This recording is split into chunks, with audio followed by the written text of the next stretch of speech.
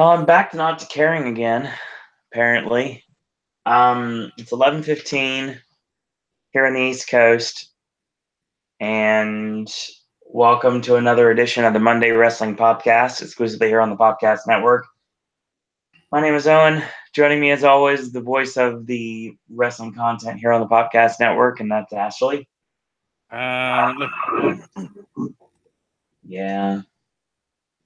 Notice the difference between last night's show and tonight's show. Very excited to talk all things New Japan Pro Wrestling last night. Thank you, everyone, for joining us for our G1 special in the USA podcast we did last night. And if you haven't checked out, check out the archive. Tonight, we're discussing, we got Extreme Rules Sunday.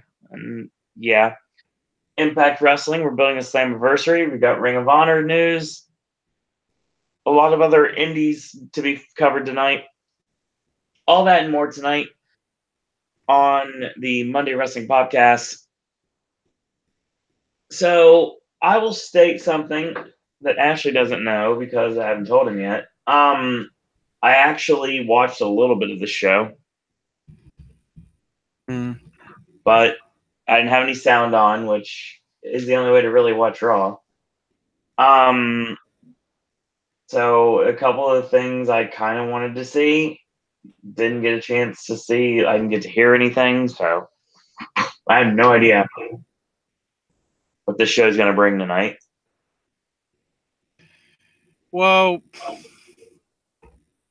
shall we start off with like the stuff that's developed on from yesterday and everything?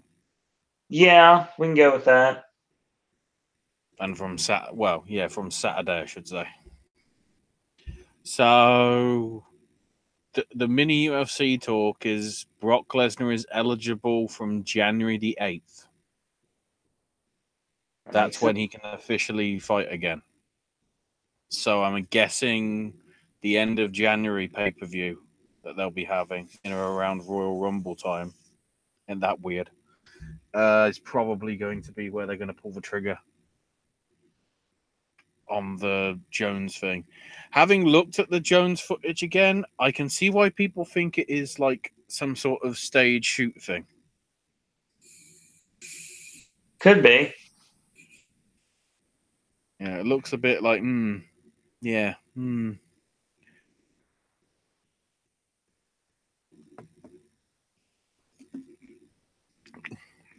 I'm needing a big old drink. We have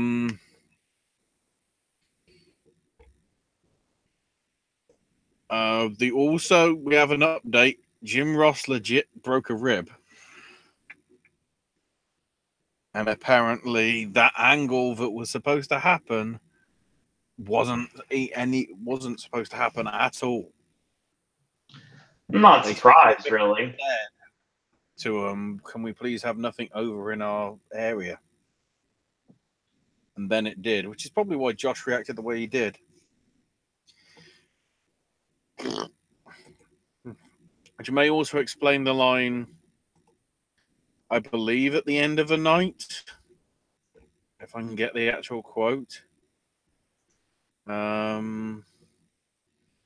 don't think it's listed on here. The actual quote was like New Japan, you can kiss my ass, I'm back to Oklahoma, or something like that. I'm taking my ass back to Oklahoma. And not being very sort of positive and whatever. Oh, yeah, that's understandable. Which is a bit awkward. No further updates from New Japan on Hiromu other than that he's able to sit up and communicate. That's good. Just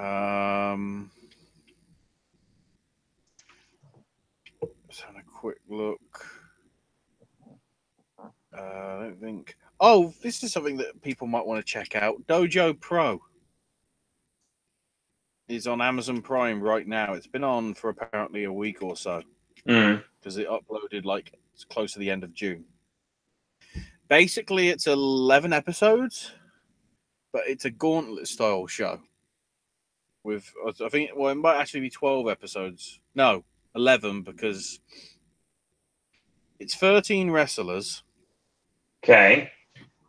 All battling in sort of like a Mortal Kombat style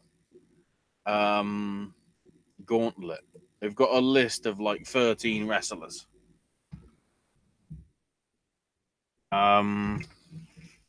I'll give you the list of the wrestlers. So the first bout is Kevin Koo versus Kerry Awful, and then whoever wins that bout then goes on to the following week where they face, another person. So the 12 episodes have those two in like the qualifier. But then in the following episodes, I won't say whoever won because obviously that's spoiling.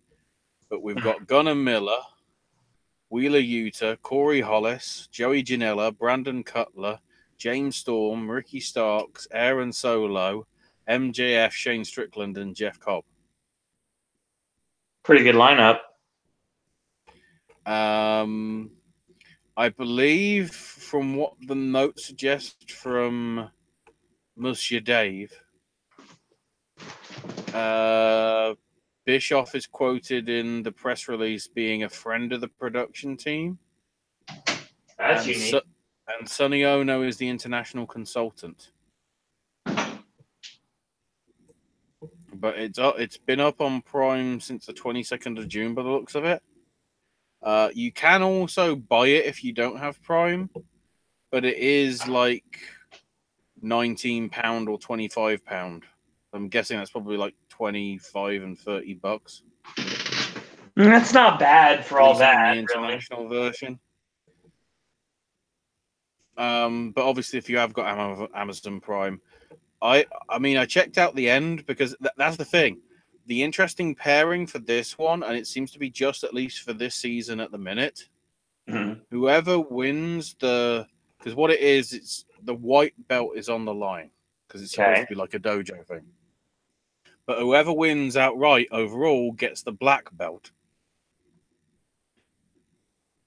And that gives the winner the opportunity to challenge at some point in time, I'm not sure when, for the Ring of Honor TV title.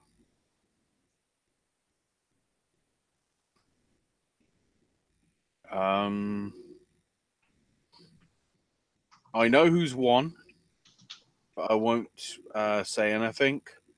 I still probably need to look through some of these. Just to see if there's anything sort of does stand out as like, try and see this match, hell, even pay for it if it's just one episode.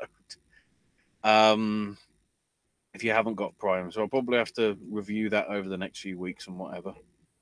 Fit it in around my usual schedule. But, the fact that it's sort of supported by Ring of Honor, at least for this opening season, is a nice little touch. I don't know what the commentary's like either, so I'll have to assess that. And then news that's just come through in the last, I'd say, hour. Sports Business Journal provided some inside details on the WWE and UFC TV deals. So some of the key details, the initial $450 million media rights value that floated around the UFC came from a bid book. Due to what they believe could be a $400 million investment, Fox execs resigned themselves to three options, which was either $200 million for less content, a split package with another network, or a complete exit. The reason Ari Emanuel of Endeavor was removed from the WWE TV rights negotiations, despite being asked by Vince to head them up, was basically due to Fox Sports telling Vince it was a conflict of interest for him to negotiate both deals. So WWE used CAA, which pissed off apparently Ari Emanuel. Interestingly, WWE actually met with ESPN 4 times in the last year or so, from December through to this spring. but giving 52 weeks of a product wasn't viable, nor was putting WWE content on ESPN Plus, because obviously they've got the WWE network already, so it didn't make sense for them. After UFC signed the deal with ESPN for the initial 150 million, a meeting with Emmanuel Mark Shapiro, also of Endeavor, and the Disney CEO brought about the other half of the deal. The two got the word via text that ESPN wanted the entire package for 300 million. Of course, the interesting note to the Viacom actually owns Bellator, so that happened. So then CAA presented NBC Universal with a 265 million a year offer for Raw and a 200 million year offer for SmackDown. After the exclusive negotiation window passed, and NBCU decided to keep Raw and ditch SmackDown, Fox and WWE basically negotiated the SmackDown deal the next day. Turner Sports did show interest in both, but due to their ongoing litigation with the Department of Justice over the AT&T merger, they weren't basically being able to do anything. So yeah, that's sort of like some of the inside stuff. You know, there was ESPN opportunities, but then that fell through, and then basically NBC didn't want to give another 200 million for SmackDown. And I'm guessing the Fox deal must be somewhere in that region. I'd have thought. More than likely, so. A few little details here and there. And I guess before we get to Raw, the big thing to mention is the MSG show. So open with Lashley beating Jinder in a why the fuck. Is he still is he using murder, death, kill still?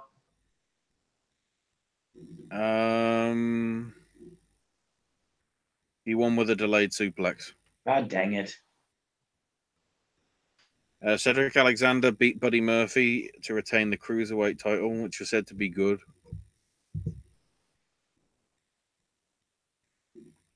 Hardy and Wyatt beat Titus Worldwide and the B Team in a triple threat tag to retain the tag belts.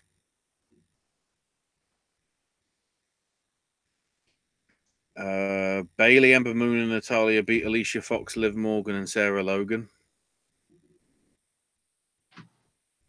And yes, I think that was one of Alicia Fox's first matches since coming back from injury. And yes, there was no sign of Sasha Banks.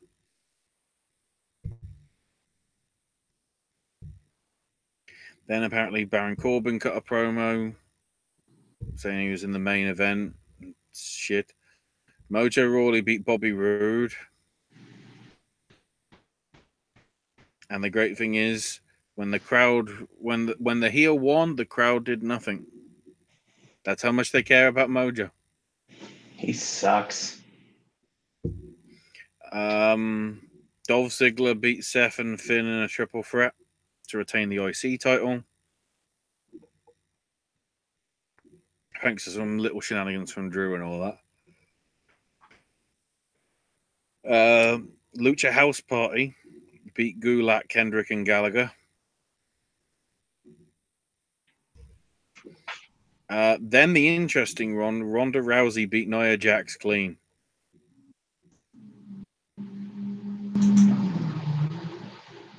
With an armbar.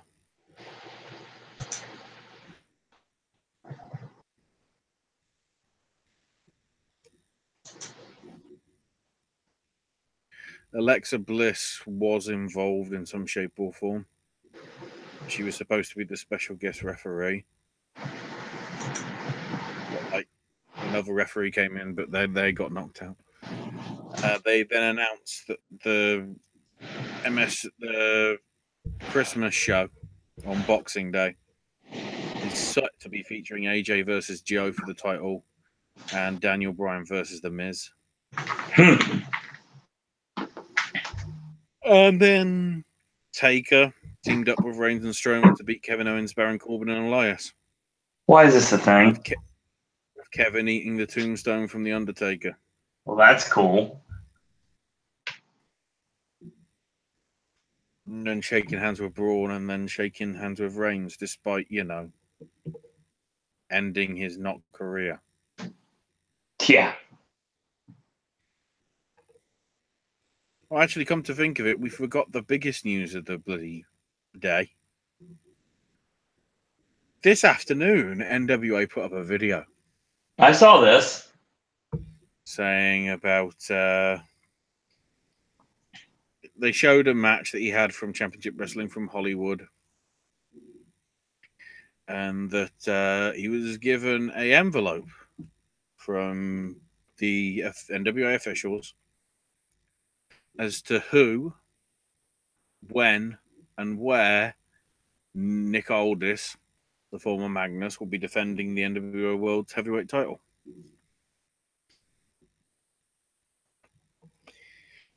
And he let the guy basically threw it on the floor, and Aldis was like, "If you think I'm going to pick that up, too bad." Then it's supposed to be 5 minutes later, sort of outside with this other reporter, and it's like, "Do you want to know?" And he was like, "Well, it'd be rather courteous." And he pulled the name out and was like, "You sure you want to know?" And he took the envelope and looked at it and just like, wow. I guess Billy Corgan, the NWA and Ring of Honor, pulled all the wool over mine and Cody's eyes. Because my next challenger is Flip Gordon at the ROH Honor for All show. I believe that's the end of July. Let me double check. I know that you have to be an Honor Club member to be able to actually see it. ROH Honor for All is July 20th, so in a week and a half.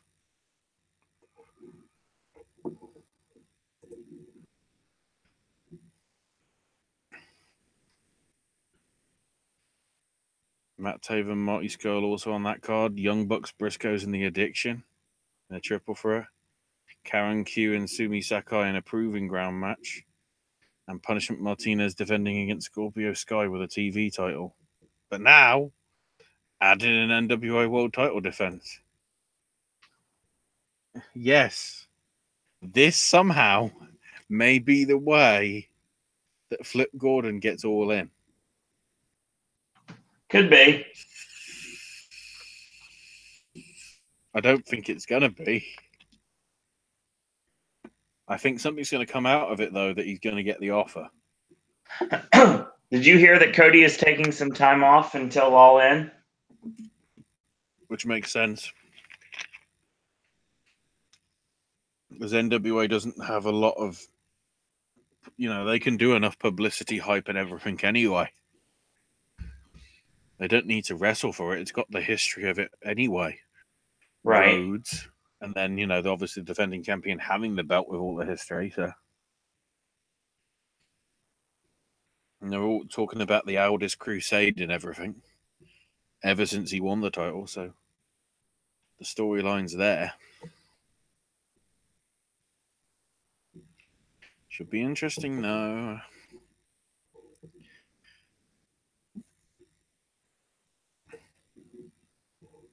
Very true. Oh, and they also just announced Kenny King, Shane Taylor, Chris Sabin, and John Gresham in a four-way as well for the Honor for All show.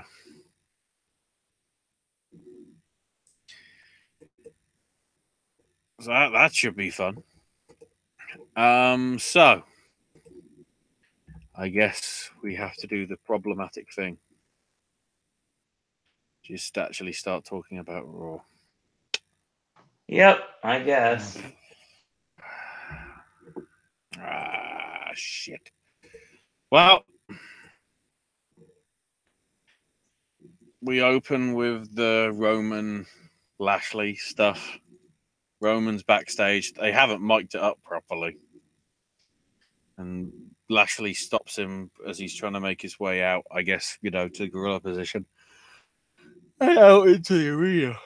And Lashley's like, "Where are you going?" And Roman's like, "I'm going to my ring. You better get out of my way." And Lashley goes, "Why don't you just call me out? Because I won't be coming to talk. I'll tear you apart, Roman." And smiles and says, like, "I'm sorry, I'm in your way." And Reigns goes, and then Lashley awkwardly looks at the camera and then remembers you shouldn't be looking at the camera. So Roman comes out in Boston. And apparently, from what I was getting off the chant, there was a massive "Let's Go Lashley" chant. So, So Reigns listens to the reaction, which is, of course, the usual booing. He says, "After this week, there's a whole lot that I can come here and talk about, but I've literally never had anybody stare me in the face and ask to be called out. So I'm curious what you can do. So you know what? I'm calling you out, Lashley."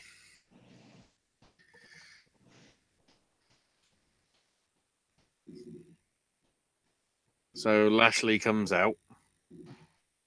They stare each other down in the ring.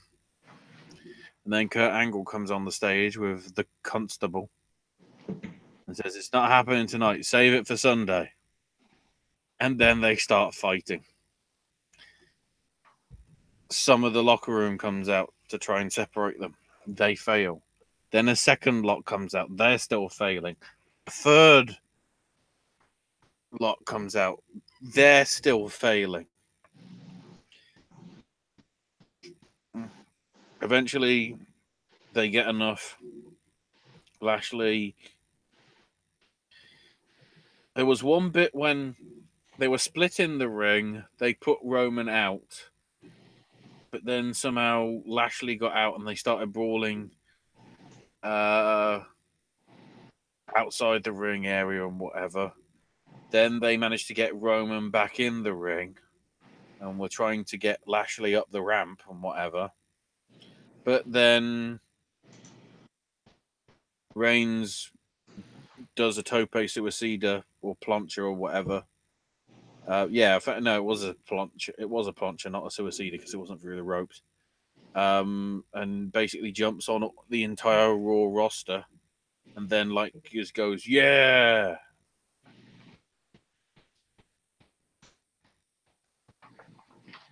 And then Roman's music plays, except Reigns suddenly comes back in and attacks Lashley again. I get what it was trying to do with the whole brawl thing.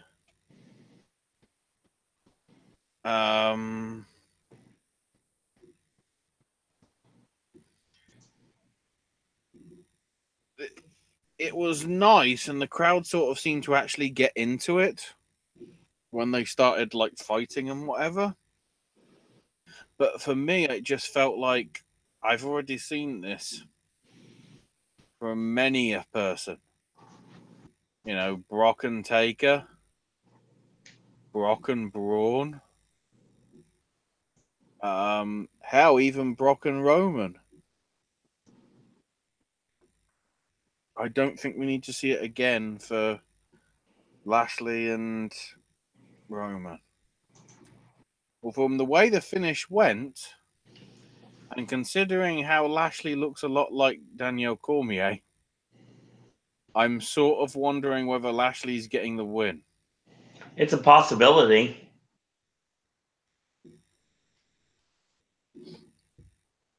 In some shape or form. I mean, it's a gamble. I mean, I think that they're still not giving up on Roman, but they need to. The ship has sailed. Then Alexa and Mickey backstage watching all of this. Alexa's like, "That's intense, but it's nothing compared to the pain and destruction we're going to bring on Natalya and Nia." Cheap plug for the match that's coming up next. The match itself, I mean, it it was sort of like just building to Extreme Rules, really, Hmm. with a kendo stick and getting involved. Well, basically, the finish came with Nia military pressing, slamming. Well, sorry, no, military pressing Mickey up and then just dropping her on her face, and then did the leg drop on her. But then, as soon as the bell rang, as soon as the bell rang, Alexa showed up and smacked Nia in the back with a kendo stick. Then hits Natalia with it as well. But basically, Jax no sells it, takes the cane and breaks the stick over her leg as Bliss runs away.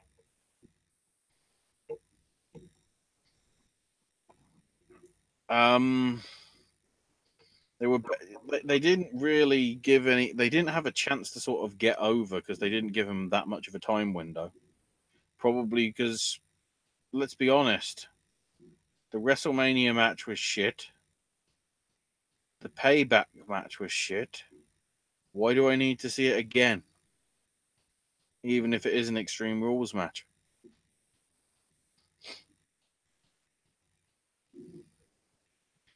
Charlie Caruso stops Nia to talk about Alexa attack and all the words that she said, and it's like Alexa just, Nia says Alexa can't break me, but I can break her, and I'll break her just like I did that kendo stick. I haven't forgotten what she did, and she'll pay back inch by crushing inch, and I'm going brazzers. Before taking back her Raw title. Then they do a video package for the Kevin Owens porta potty stuff. Kurt Angle's in his office. Kevin comes in, and Angle's like, "What are you doing?" So he's like, "Well, I'm here to work because I'm a professional. And despite your personal vendetta, Kurt, and Braun's obsession with me, I'm here. I'm sure that you'd love to fire me, but I've got connections. Instead of filing for unsafe work conditions, I have a doctor's note here that says I'm not medically cleared to complete, but I am still here. And the thing is, I'm going to hang out in the one place that I know that I'm safe from Braun, and that's your office." And then just Kevin's in the office and whatever. So now it's time for Mojo versus No Way Jose. Yes, the match is actually happening this time. Mojo wins with an Alabama slam.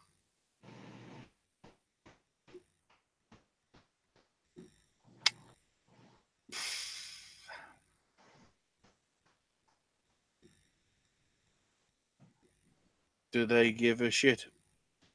Does anybody give a shit? I mean, how can you take somebody seriously when their first name is Mojo? When it's a bloody, Mojo, a I joke from an watched Austin Powers movie from 15 years ago. I watched this garbage while there's one of the things I did get to watch tonight. I don't care. I don't like Mojo anyway, and I don't buy him, and I don't like No Way Jose. This is just rough. This is where I need to double check. Main event spoilers.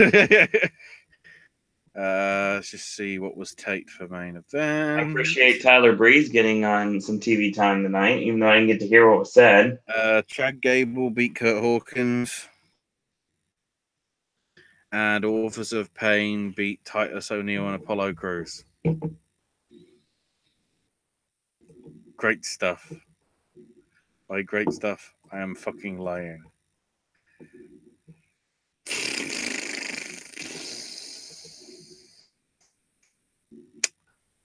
Yeah, that happened. But then it gets even worse. Because it's time for therapy with Bailey and Sasha Banks. And Dr. Shelby is dead. So, apparently, the Dr. Shelby stuff was horribly received from a lot of people last week. Which is why it was basically sort of shell with a new therapist.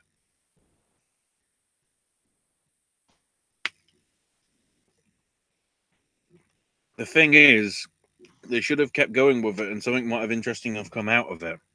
Instead, what it is Bailey going, I'm tired of being taken advantage of. She only, Sasha only cares about herself, with Sasha not even looking at her. That's it for now, I think.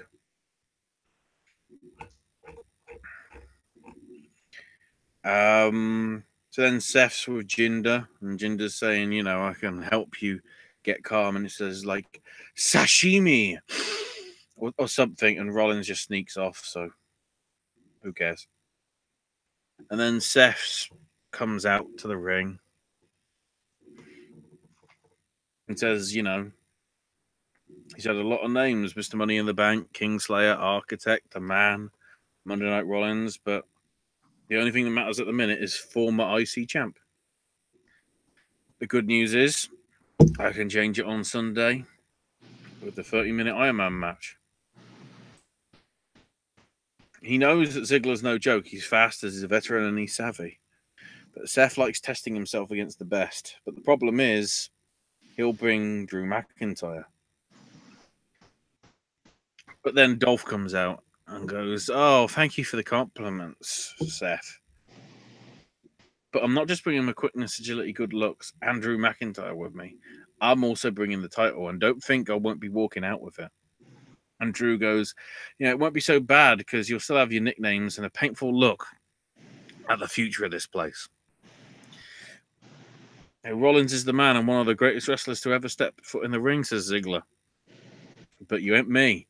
When it comes to the Iron Man match, I might win 5-0, 10-0, who knows? And Rollins basically goes, you've been putting too much bleach in your hair because I think the peroxide's got into your brain. And then Ziggler's trying to rebut him, but he slurs his words or whatever. It doesn't. Well, he sort of gets tongue-tied, and of course, botch. That's going to be on next week's Botchamania. Noting you don't win an Iron match by whatever Rollins does in the CrossFit gym. You win it by collecting victory after victory. And then he goes on to say, I'm not one to brag, but at Kent State University earned so many victories, I left as the winningest wrestler in history of 121 wins. And Seth goes, did Drew help you with any of them? And Drew says, I'm only going up. And Seth goes, no, you're going wherever Ziggler tells you. I don't understand what you get ordered around by Ziggler. Ziggler must have some secrets on you. And it's like, look, I hope there's no photographs or anything, because I know it gets lonely in Scotland and there's only so many sheep. And I'm going, he's not fucking Welsh, you dumb fuck. The Welsh stereotype or the Welsh mocking stereotype is a sheep shagger, not Scottish. Who didn't proofread that? Shit. I have no fucking clue. And Drew is apparently pissed at this, and Ziggler goes, you may have jokes, but we have the title and we'll beat you. And Drew says, I've got a challenge. Fight me tonight. And Rollins is like, fine. And he just goes, don't worry. I'm a bad man. And I'm going, oh my God, Johnny B. Bad is alive and well. I'm a bad man. I'm a bad, bad man.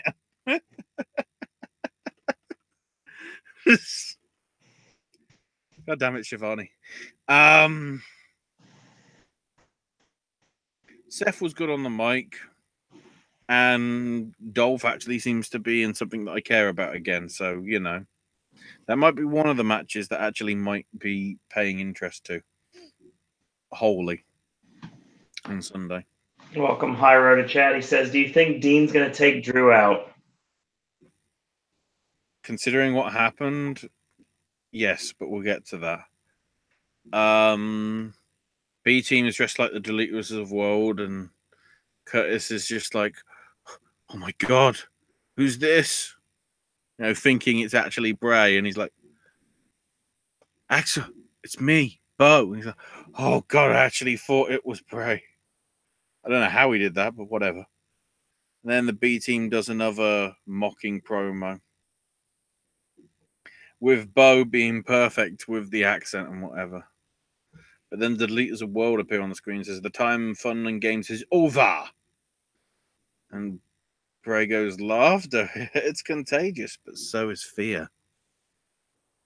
You've been infected, but we have the cure.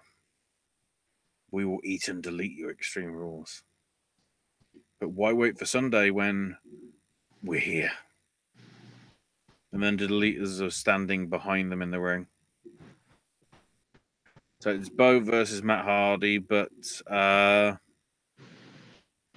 amazingly, Bo wins with a twisting neck breaker off the top rope from out of nowhere to win.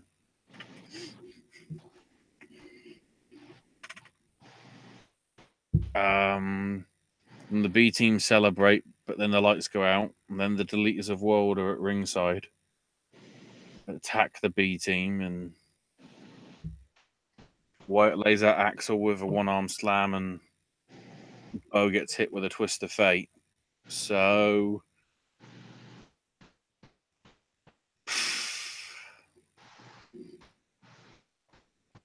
I don't know. I felt like, although it's been fun, I felt like, and I know this obviously, this should have happened at Money in the Bank because the build-up there was just about right. Although, admittedly, we wouldn't have had the B team's impersonation of, you know, Matt and Bray for so long. But you know, I'm hoping the rumors are true and just they lose. But I hope it means they aren't going to get buried. And again, with Breezango sort of out of action because of Fandango, I'm wondering whether they're going to sort of take the place and be involved that way. Then Bobby Lashley's interviewed by Renee and says, look, I respect everyone I get in the ring with, but not Roman. I don't like the way he walks. I don't like the way he talks. But I do like that he wants to fight. And after Extreme Rules, Roman won't be walking. Believe that. Then Tyler Breeze shows up giving his shirts to Sarah Logan and Liv Morgan, who tear said shirts up. Because, you know, they're the Riot Squad. And apparently I have new respect for Liv Morgan because she's banging Tyler Bate. Golf clap. Honest golf clap. Then we got some more Bailey and Sasha in therapy, with the commentators stressing that their jobs are on the line if they can't get along. Why? Why did they have to force to be a good team? Whereas with other people, when they break up, it's just like, oh, well, fuck it. Then Alexa Bliss is on a handheld video, except I can tell from the way she's holding the camera, holding in inverted commas, and from the way her arm is moving and the camera isn't, they're actually using like a proper studio cam to film it and then putting on the effects to make it sort of look like a mobile phone camera. That's fucking concerning. Massively. Anyway, you know, she says she enjoyed the sound of a kendo stick hitting Nia, and she'll be the Extreme Raw Women's Champion.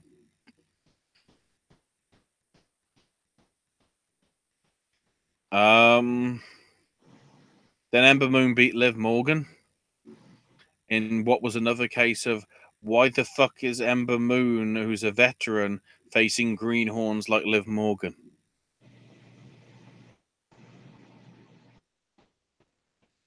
Again, I'm not objecting to her choice of boys.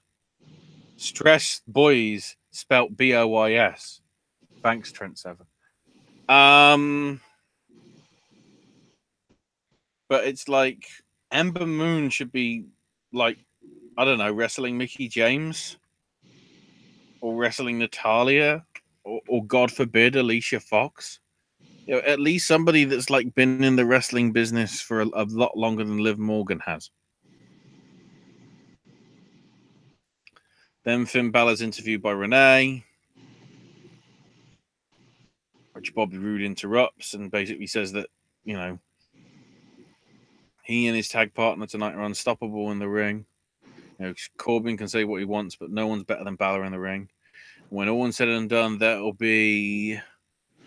And Renee goes, glorious. And she goes, no, it's not the right time. No, we'll be victorious. And then it will be absolutely glorious. And Balor goes, he says, you're only half a man, you've got half the strength from whatever. And he's like, I'm twice as good as him. We'll do our talking in the ring. So then we've got Kevin Owens spraying some spray in Kurt's office and goes, smells in here, doesn't it? And Kurt's just like, oh, it must be left over from your incident last week. So here comes Ziggler and Drew. And Kurt says, okay, we're sorting this out. If you lose, Drew, you're banned from ringside at Extreme Rules. And Ziggler's not happy with this, and Kevin's just playing off it. It's like, oh, look, he's playing favorites again. And Drew's just like, I agree. And, that's done. So then Elias does a little bit and says, it's been 2 weeks since I performed.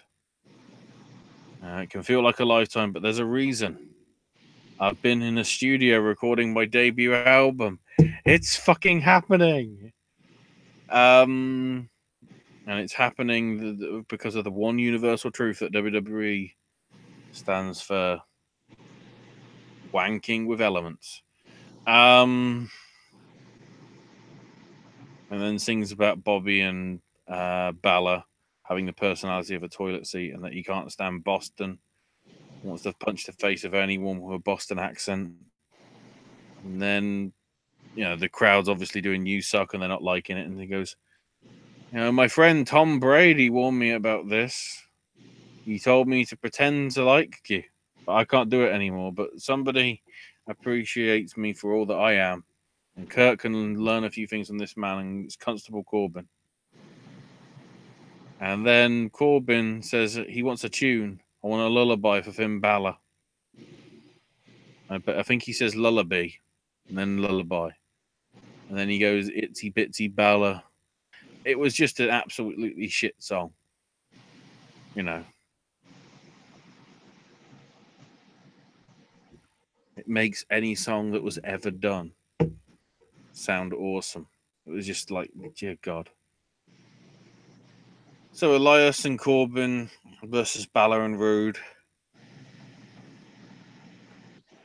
Decent tag match, even though it sort of we didn't see the very start of it because I guess Balor and Roode weren't allowed to make entrances for this match because they never did.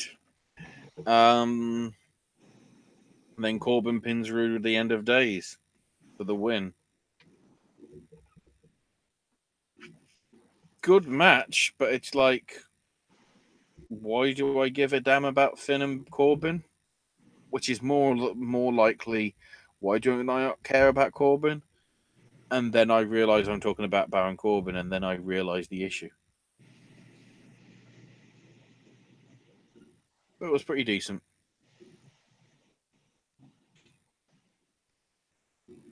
So then Kurt's in his office when Braun Strowman comes in, and Owens is terrified, and it's like, you won't be fighting tonight, don't worry. I brought Strowman in here because, you've been running away from him all the time, Kevin. But this Sunday, you'll be fighting Braun in a steel cage match. And Kevin's appalled by this, and Strowman sniffs and goes, something smells, and then walks over to Kevin while grabbing some air freshener or whatever from out of Kevin's bag. And he goes, "You reek of fear," and he sprays it on him, and then Owen does the smoker sort of cough, like can't cope with the fragrance or whatever. Then they recap the Roman Bobby brawl from the start of a show. With Roman basically saying he was asked if he was reckless to provoke Lashley before Extreme Rules, and Reign goes, "No, Lashley will need more than he brought tonight. I'll beat Bobby and move on to bigger and better things, and Lashley can be the guy somewhere else."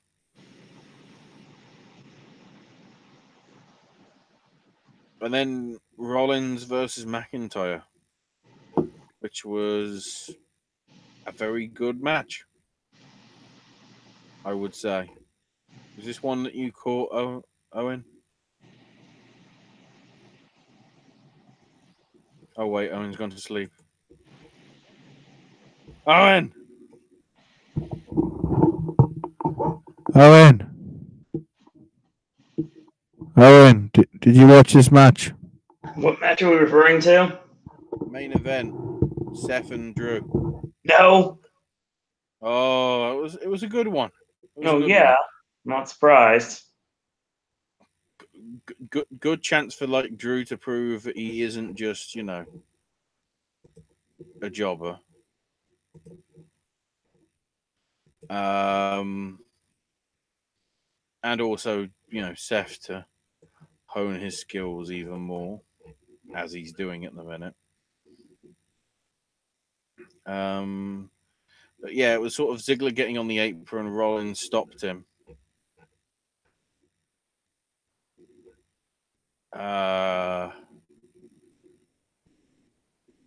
Rollins hit a driving crossbody block from it for a near fall. Then does a step up enzuigiri on McIntyre. Ziggler's still on the apron a bit, gets stomped. But then McIntyre smacks Seth with a claymore and gets the win. So Drew is allowed at ringside. And Drew grabs Ziggler on his shoulder over his shoulder and walks, puts him on his shoulders and walks with him up the ramp. And that's how we ended. It felt like a go-home show. Well, considering the fact that Extreme Rules is in a couple of days, it should. Oh, that's a good thing, though. Probably not. Sorry about chat, guys. I kind of it's been a long day. All the sleeps. Yeah, that's a shoot. Hyro says, "Are they really going to have Sasha versus Bayley till SummerSlam? Just end it. So not even good." Yep. Can UFC sign Bellator fighters? No. Different company.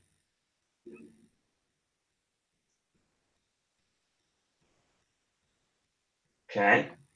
I'm pretty sure it's a different company anyway. El Jefe says, "What's the deal with Bellator the heavyweight championship? It's been 2 years. What happened to the last champion?" Well, they vacated it and they're having this tournament thing, which is supposed to be, we're supposed to get a winner of it by the end of the year. They said that much. Right.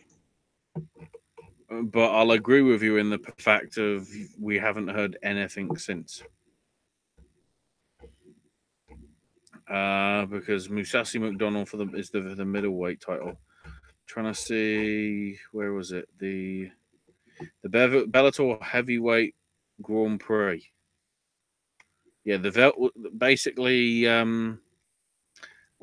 Keep in mind, the belt was vacated back in 2016 off Vitaly Minakov, who he himself didn't defend the title since April 2014. So he didn't defend the title for 2 years, even before this. In all honesty, but the big thing is there is no date on the Chael Sonnen Fedor semi-final or the Ryan Bader Matt Mitrione bout. But there's supposed to be a champ by the end of the year, supposedly. I don't know how that's going to be the case, considering they're not fighting this weekend in any way, shape, or form, either in Oklahoma or Rome. They're not on the card as it stands for the show in August. And you've already got Rampage Jackson versus Wanderlei Silva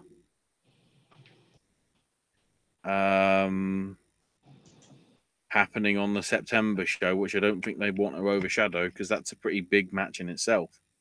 You know, the return of Silva and everything. So I have no clue if this is even going to be finished by the end of the year.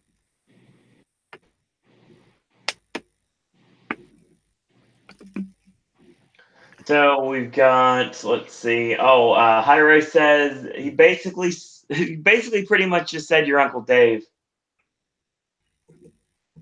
Oh, no. I never saw Bruder Brosy wrestle, so, you know, I'm not Uncle Dave. Well, I don't know exactly how to take that, but that's the thing. Okay, so any update when Rory McDonald's next fight is? That'll be yeah. I just mention it. Now, let's just double check. Yeah, Rory McDonald's defending against Jigard Mousasi.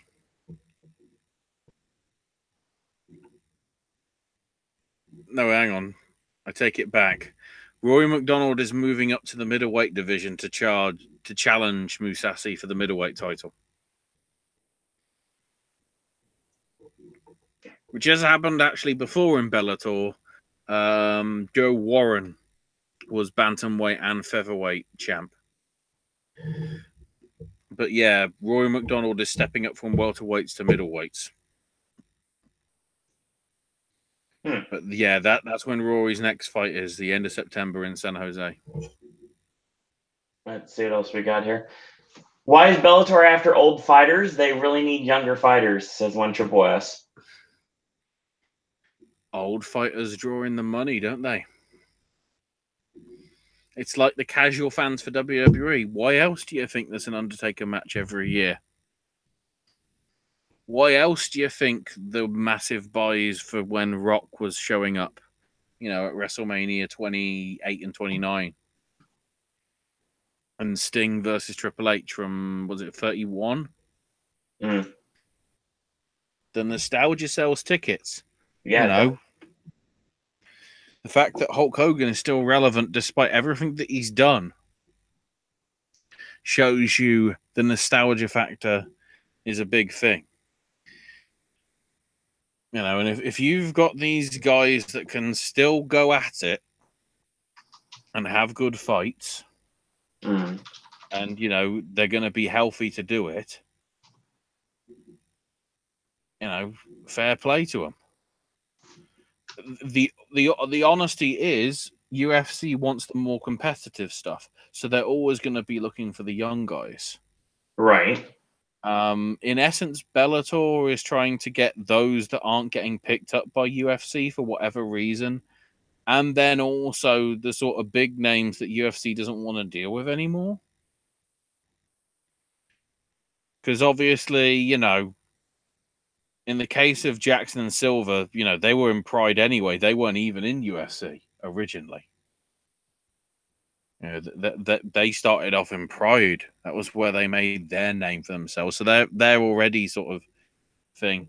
But with Mousasi and McDonald, I'm pretty sure they left basically because they weren't happy with what was happening in UFC. From what I can tell.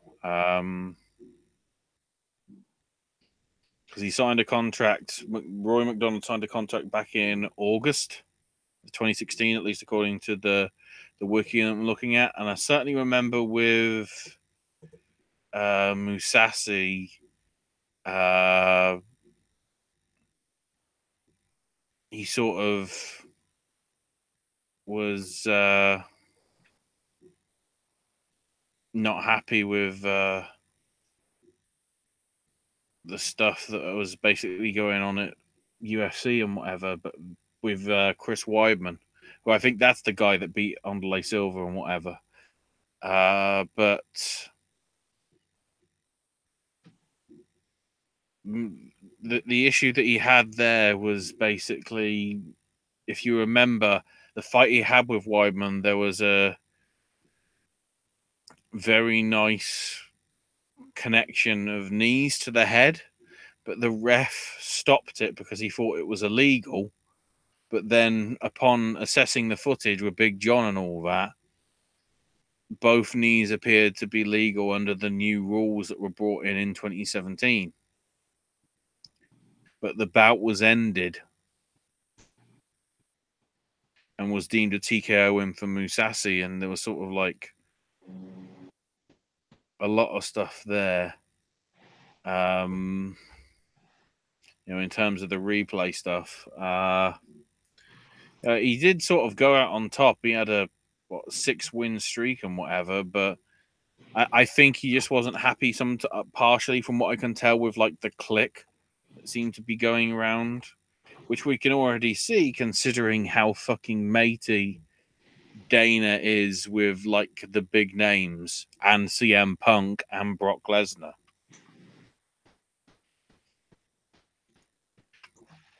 It's that sort of stuff which is like, if you don't have the sway and whatever to get in the click, the opportunities that you might be wanting to get are not going to come to you.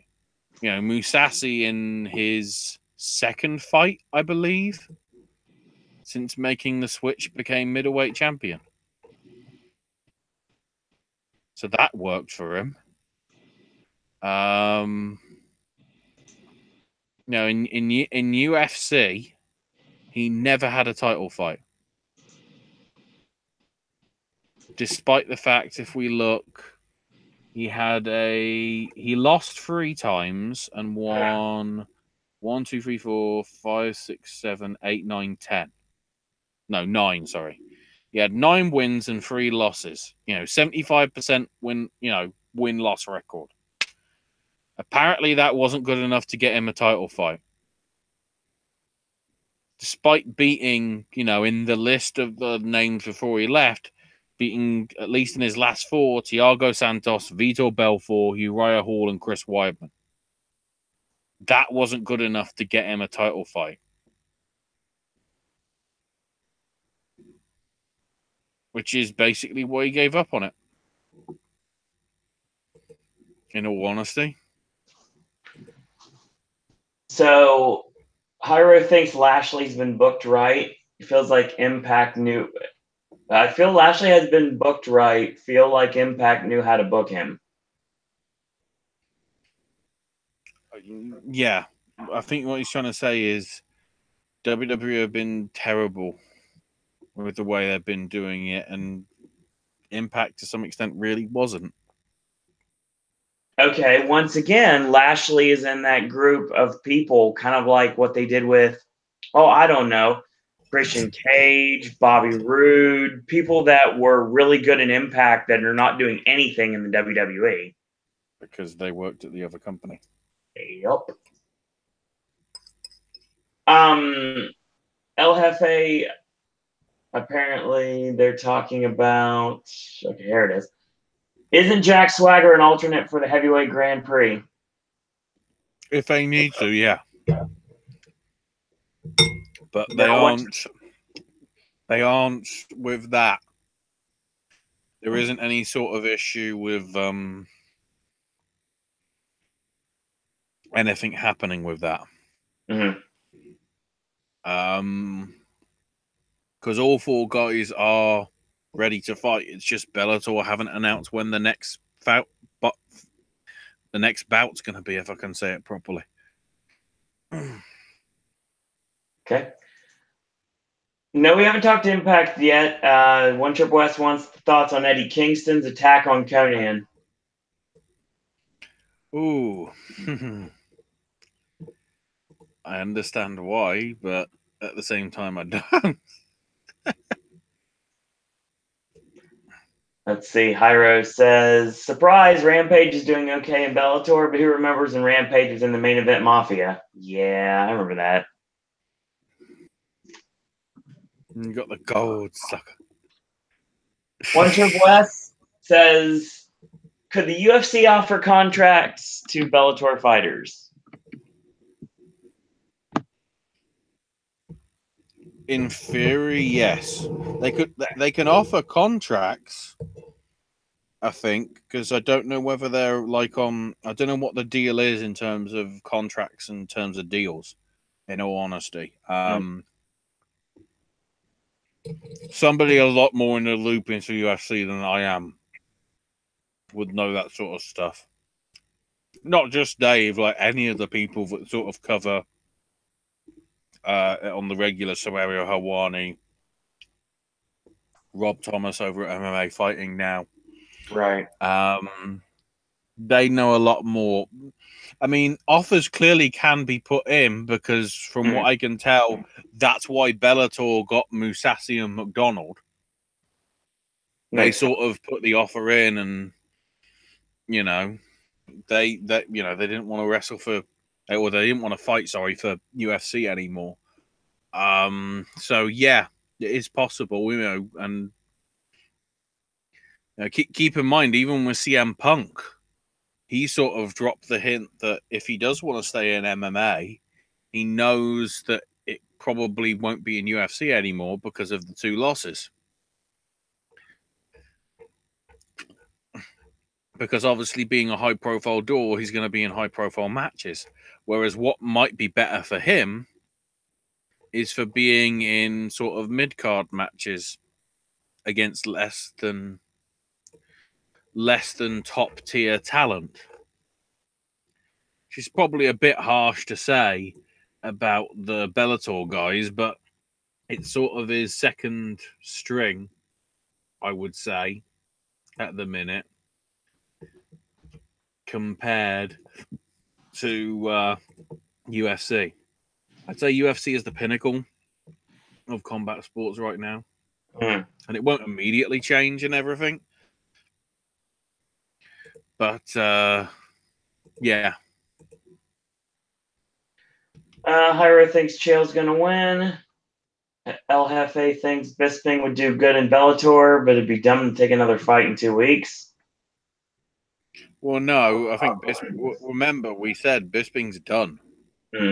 He saw that film, Journeyman, and basically went, yeah, nope. Let's see what else we have here. Josh Barnett was on the Joe Rogan podcast, didn't mention anything about Jim Ross's injury.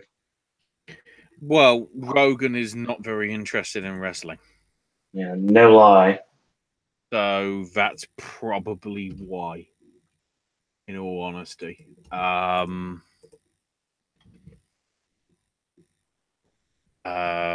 He did mention, I did catch a little bit of it today when he did mention, I was doing I drink Monster Energy drinks or something like that when I'm doing New Japan shows live because they're 4 hours long.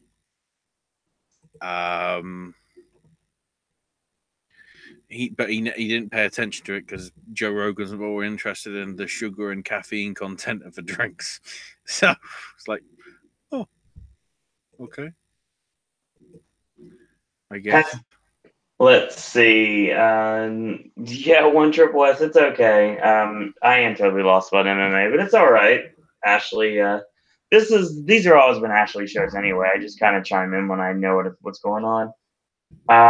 One Triple S also asked, has Will Ospreay and Tyler Bate happened yet? Yeah, and it was apparently fucking incredible. Still haven't seen it. I think. Hang on. Have I got Fight Club Pro's Vimeo page? Yeah, Fight Club Pro. The International Tekka 2018 show is available on Fight Club Pro's Vimeo for £7.50 or your currency equivalent. Probably in the region of about $10. But considering how it's basically going to be sometimes for matches and whatever that you probably aren't going to be able to see anywhere else because of the trailer for it is just the trailer for that they used for the third day of a Dream Tag Team Invitational at the NEC, which is sort of annoying. And there isn't sort of like a season pass thing by the looks of it for the year. You can buy the DVDs as well, but obviously internationally that will probably cost you a bit. So it's probably easier to get the digital versions on Vimeo. And the Fight Club Pro stuff normally is good, I would say. Trent Seven and the other guy that I can't remember the name of, even though he was involved in the stuff that happened last week at International Techers. They are pretty solid and mostly entertaining shows. The one from last year, I think it was Project Mayhem Night 1, Open the Dragon House, which had the death match. Which the way they did it is like the first two got in the ring for the one team, and then the second team's music played, but they never came out. But then the curtains were pulled from around the curtains were pulled from around this area that was curtained off, and there was a special ring, like with light tubes and barbed wire and all sorts of hardcore shit. And so they had the fight in there. So literally everybody either had to walk over or just had to sit and just hear everything, which was a bit crazy. If you're into your hardcore stuff, that was a pretty ridiculous match from what I heard from people being there. What's we got here? Any chance Dana White will change his mind about Ben Askren and sign him? I think that's one of the ones from the Dana looking for or not the Dana looking for the fight stuff. The Contender Series, is it? See if I can get the Dana White's Tuesday Night Contender Series. There we go. For season 2. When's the Ben thing? I don't even see Ben's name actually on here, so I'm trying to remember who it was. I thought it was somebody from that because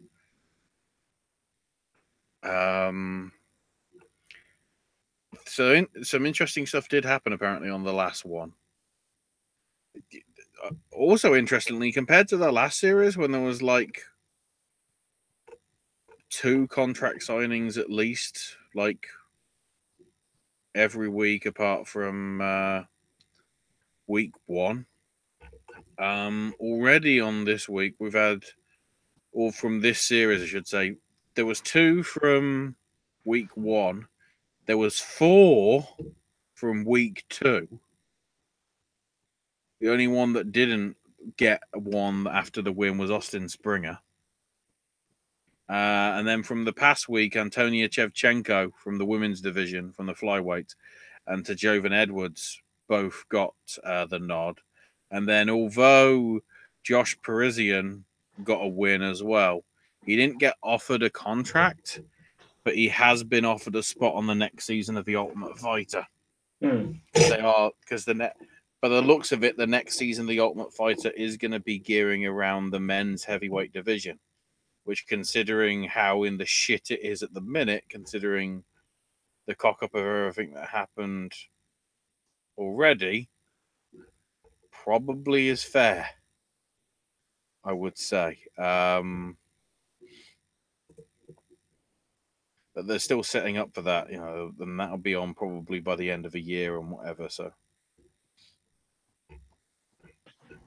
Special, since we're talking about seasons, El Jefe mentions there is no Lucha Underground season 3 on Netflix yet.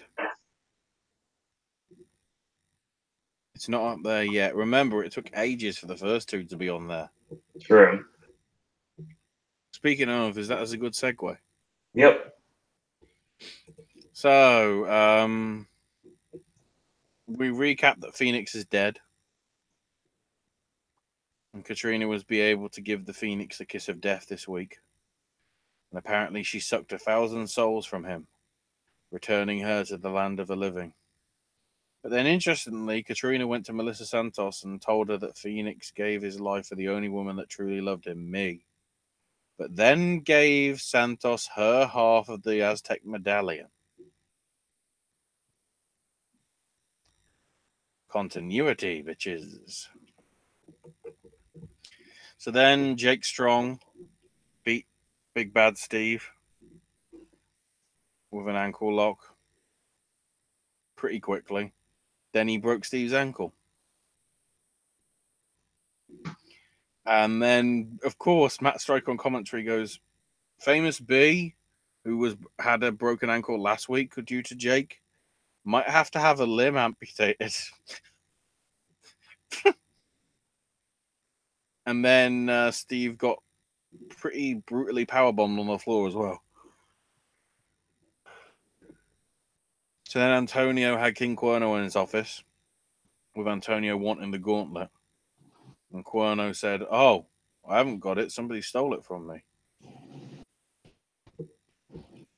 And Antonio offered him a chance at an Aztec medallion from his tribe and a chance to get revenge on Chava. So then Brian Cage came in and wanted Pentagon Dark. Cuerno says, I'm the man, but you're a machine, Cage. And Antonio told Cage, if you want the title, you've got to win a medallion and compete for the gifts of the gods. I'm putting you against Mil Muertes. So I guess we're having that next week. Then Worldwide Underground of Tyra and Johnny Mundo beat Dargo and Cobra Moon, thanks to some PJ Black interference. Tyra winning with a curb stomp as well, I think, on Cobra. Then Vibora ran out and took out all of the Worldwide Underground. And Cobra Moon said that Mundo would soon call her his queen. And then Antonio unlocked Matanza's room, where we saw him basically murdering somebody. Antonio said it was time for your first sacrifice. Mr. Spectacular was in the ring, and Antonio came out and said this will be likely your last match because this is the first ever Sacrifice of the Gods match, and you are the sacrifice. It is worth noting Matt Striker in this said Dario rather than Antonio. That's how bad the wig is, everybody. He said the wrong name. And they didn't even catch that in post-production, even though it was filmed months ago. What the fuck?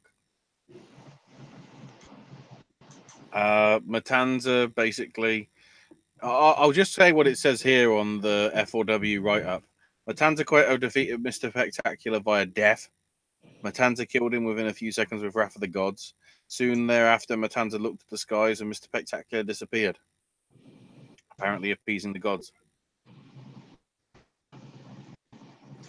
And then a good match to close the show with King Cuerno beating Chavo Guerrero Jr. for one of the Aztec medallions. countering the Three Amigos into the Thrill for the kill, getting the win and all that. They're pretty solid. Questions from chat. Mm-hmm. El Jefe wants to know: is Punishment Martinez Vibora? They look very similar with their hair and tattoos. No, I don't think they are. There was one thing I was seeing on the Vibora. Apparently, is Judas Devlin. Apparently, I don't know whether that's. Hang on, let me check.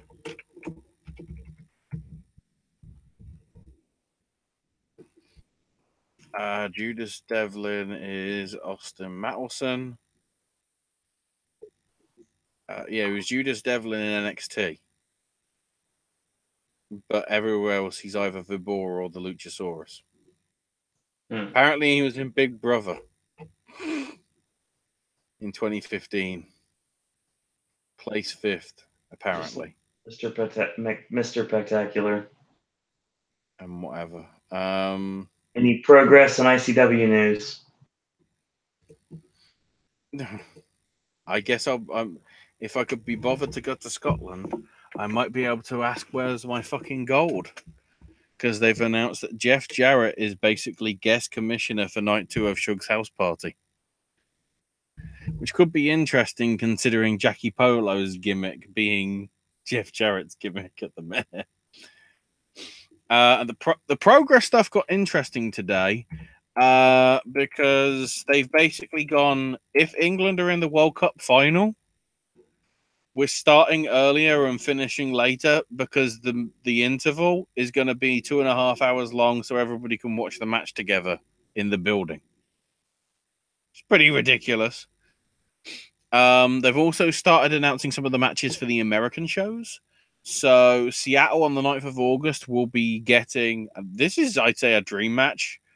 Ray Horus, Flamita, and Bandido versus British Strong Style in a 6-man. They have got a show this weekend, Chapter 73, which I'll try and get to in a minute. But I'm going through some of the other American stuff. TK Cooper versus Jimmy Havoc happening in Detroit on the 12th of August. Chicago is going to be getting Pete Dunne versus Flash Morgan Webster on the 11th of August. Boston on the 5th of August is getting Eddie Dennis versus Ricky Shane Page as part of a Pick Your Poison deal. TK Cooper is apparently at the 205-pound weight division, which means he can challenge for the Atlas title. So he'll be taking on Rob Lynch, who's returned after a while on the shelf. That's this weekend, I should say. Oh, wow. They just announced 24-hour progress, people, Chapter 78 for Manchester. I guess the title makes sense. On the 11th of November. Tickets went on sale today, so that's probably too late for that. La Boom in New York City is going to have the Grizzled Young Vets versus Sexy Star in the Thunder Bastard Tag Team Series. A few nights before that, though, on the 4th, Grizzled Young Vets face CCK. Obviously, the titles can change hands because of all the shenanigans and whatever that they've got dealt with. Some matches announced for the Live at the Dome stuff for Progress. Aussie Open versus Anti-Fun Police. Sexy Star versus Mills and Mayhew in the Thunder Bastard series. Chikara versus Billy McKenzie. Candy Floss taking on Charlie Morgan. Laura DiMatteo versus Nina Samuel. So some good women's stuff there. Also, by the looks of it, they're going up to Manchester and the North again for a weekender in December. Chapter 80, Gods and Monsters, on the 8th of December. And then Sheffield for Chapter 81. Pour some progress on me. Yes, we got some Def Leppard reference. Because of course they did. So I'm trying to see if I can get the full card for the chapter for the new chapter thing. which is at the O2 Academy in Birmingham. Well, that could be fun. Please tell me I actually have a. Have I got a card? I'm tweeting too much. Jimmy Havoc versus Drew Parker in an ODQ match. That could be some crazy shit. Ooh dear. Trent Seven and Pete Dunne versus the Kings of the North. As we previously mentioned, Tyler Bate versus Travis Banks will be going down as well. Sexy Star versus Haskins and Flashmore and Webster by the looks of it. Yeah, because Havoc's obviously wrestling in another match. Tony Storm versus Killer Kelly in the rematch for them. But I think it's a rematch like from WXW, but it's the first time that Killer Kelly's actually wrestled for Progress Wrestling. So, but then again, with the WWE connection, I guess that'll be happening more often than not now. Hopefully. Don't think there's any other matches that I can see advertised for this weekend stuff, which is let me get the name of the title: Fourth Shade of Green from Birmingham, England. Let's see when Triple S. I am intrigued though, because if like England do win the World Cup, nobody's gonna give a fuck about what happens in the second half of that show. That might be fun. Any chance Mil Muertes becomes the 5-time AAA Mega Champion? He doesn't wrestle for them right at the minute. Well, Mil Muertes doesn't. I don't even know if typing that there. I don't even know whether he's in the sort of running for anything with AAA at the minute. Just having a quick look to see if there's any notes as to AAA shows that are happening recently. The next AAA TV tapings or whatever are Friday. But the really interesting thing is they've just announced, I guess, the next show, which is probably going to be on Twitch, which is July 29th. The interesting twist is the main event is supposed to be Killer Cross Tejano Jr. and Rey Scorpion versus Psycho Clown Pagana and Dr. Wagner Jr., who doesn't wrestle for them anymore. So I have no fucking clue. Because he's on the card, but that could mean anything. But I don't see what was he called? El Macias on the card at all. Any way, shape, or form for the AAA stuff. Then again, Teddy Hart's teaming with Jack Evans again. Shit the fuck.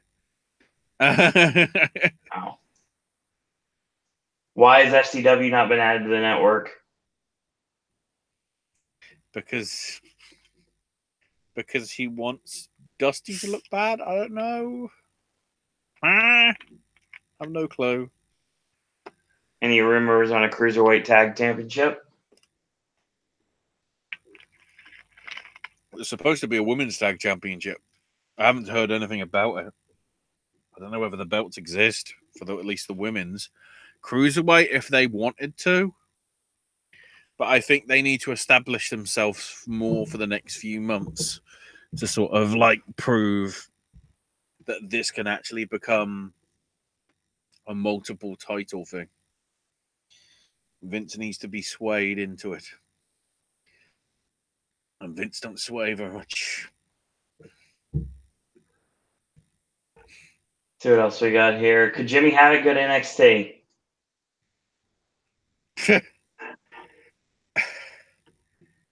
I don't know if he'll be able to do all the crazy shit that he's doing. And I think he's happy with doing that at the minute, even though it is meaning his car's getting smashed up and his body's getting smashed up.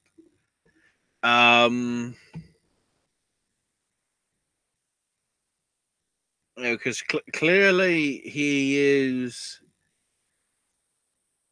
Clearly, WWE is fine with him fighting in Defiant.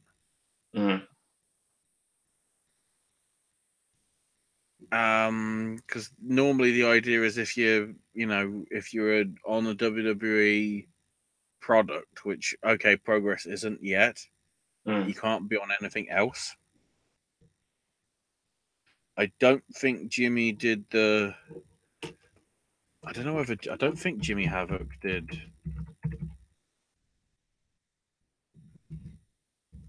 World of Sport. It wouldn't be his style anyway. The hardcore style of wrestling probably isn't like anything that you're going to be getting with anything. So, plus, Jimmy Havoc Will Ospreay's already happening for the Wembley show.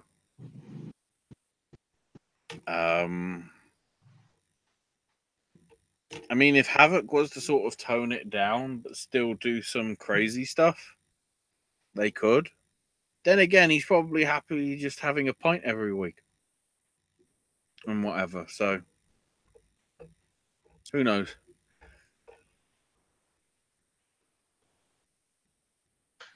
Let's see. Okay. What's up for Era Lucha? Your guess is as good as mine. Heard they did stuff. Seemed interesting. Haven't heard anything about taping since. Is Del Rio pretty much done with wrestling? I'd have thought so. He sort of teased that he's retiring next year anyway.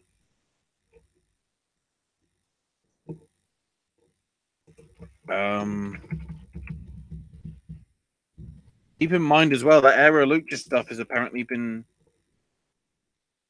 shipping loads of places, supposedly. Oh, apparently according to Pete Windsor, they actually did some tapings a few weeks back. Let's look through it, see if it looks interesting.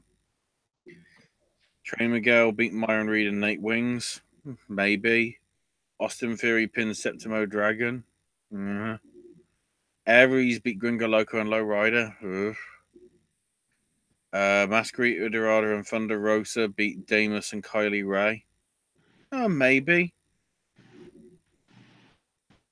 Jack Edwards, because he can't be called Jack Evans for trademark purposes, beat Puma King, Darby Allin, and ACH in a four-way. Okay, that looks all right.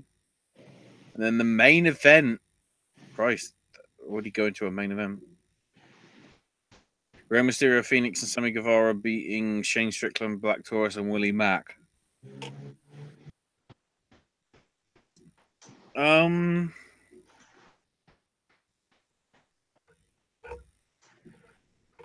Considering I never heard of that taping until just looking for it because you made me look with that question, that probably tells you how much aware I am of tapings happening.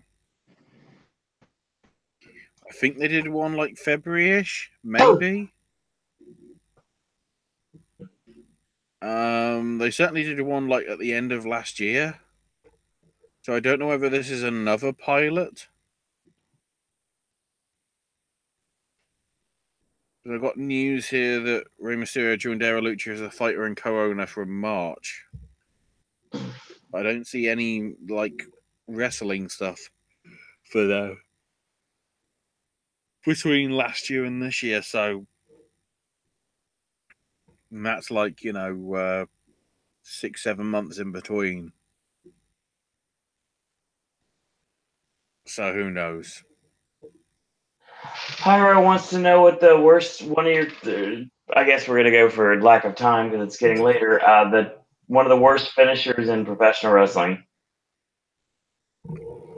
Finger Poke of Doom. Technically, it's a finisher because it ended the match. Fair point.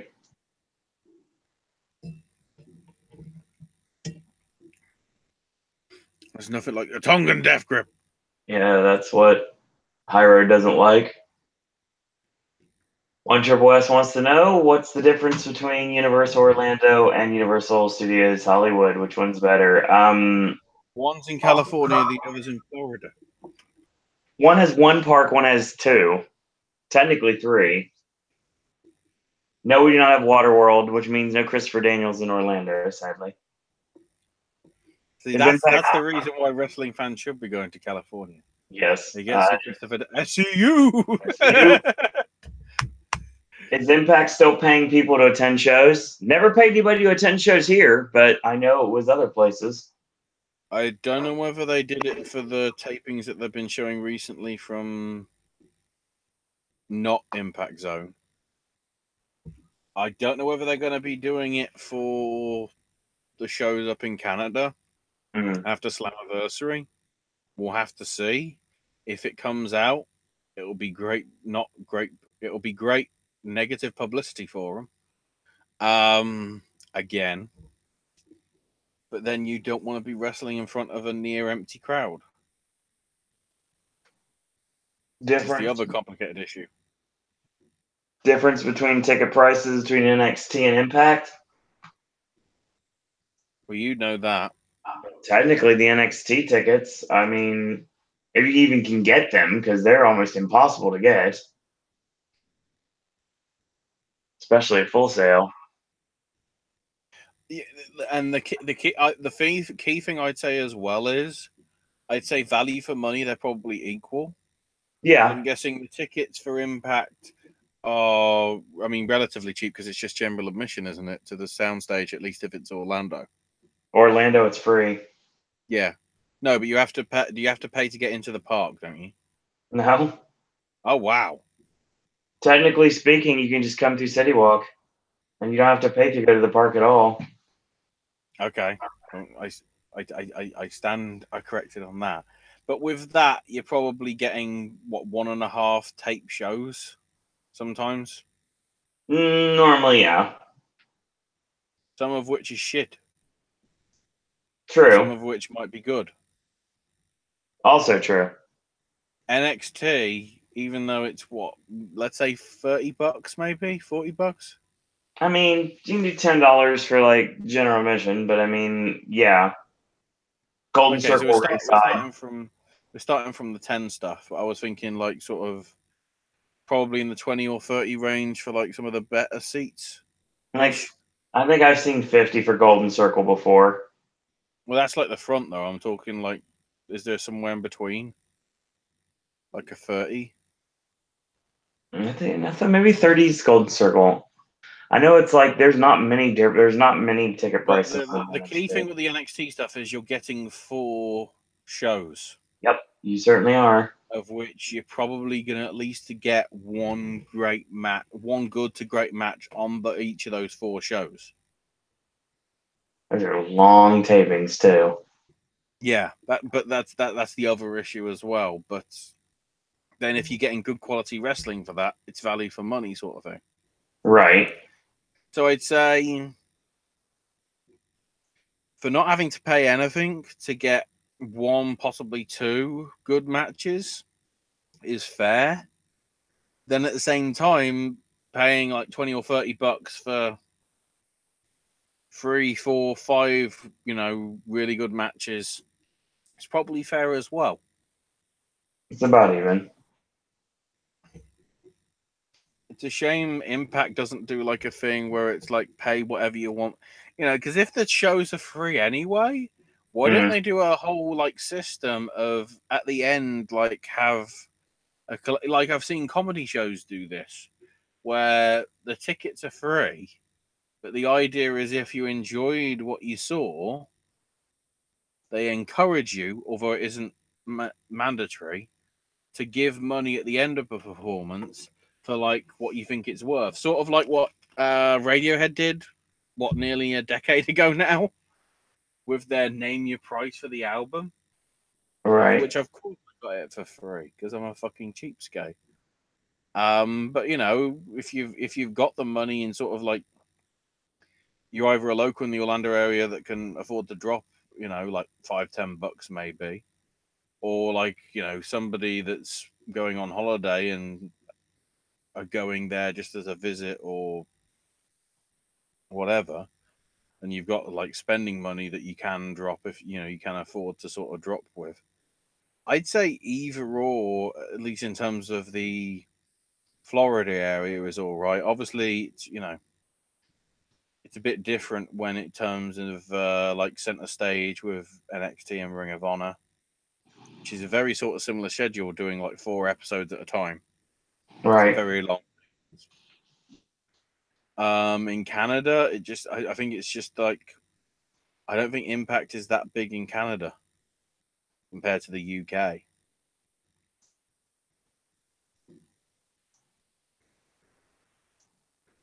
Just cheaper for them to run out of Canada.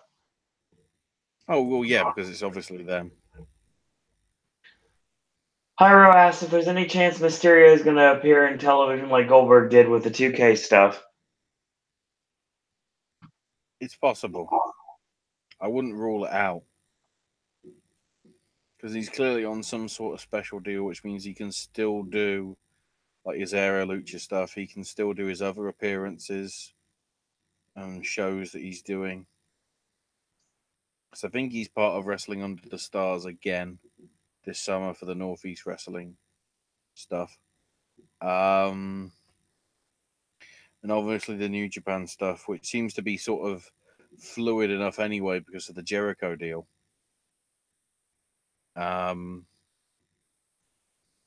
So yeah, I wouldn't rule out seeing him at some point by the end of the year.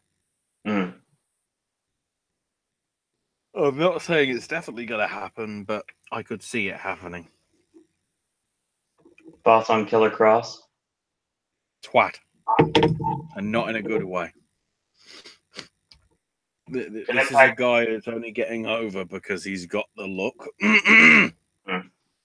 When I've seen him do stuff in AAA, he's been utterly terrible. Which makes me wonder why they're trying to push him as a big thing in Impact. Segue. Good segue to actually start off with, because the Phoenix Rich Swan match on Impact was fucking incredible. It was ruined by Josh Matthews saying this is the way you start a wrestling show, ladies and gentlemen. We got that. Phoenix Swan with a perfect muscle buster, or spinning variety muscle buster, I should say. Then the Chris brothers attack Phoenix with Pentagon making the save, except it's Sammy under the Pentagon mask. And he was about to take Phoenix's mask off when the real Penta made the save. Then we had Madison Rayne and Ali wanting revenge on Su Yung. With Ali going, "You think you killed me, Sue? No, you just brought another side of me to life." But yeah, Killer Cross squash Fallah Bar in sort of no time. I didn't give a fuck. Pete Williams tried to come out with the save and hit Cross on the back with a chair and threw it in his face, and Cross fled to the back. If we're getting Killer Cross versus Pete Williams at the pay-per-view, I don't fucking care. In a flashback, RVD beat Sting. Okay. Ali and Madison Rayne beat Su Yung and an undead Maid of Honor. Madison hit the cross Rain on the Maid, therefore telling us that Su Yung retains.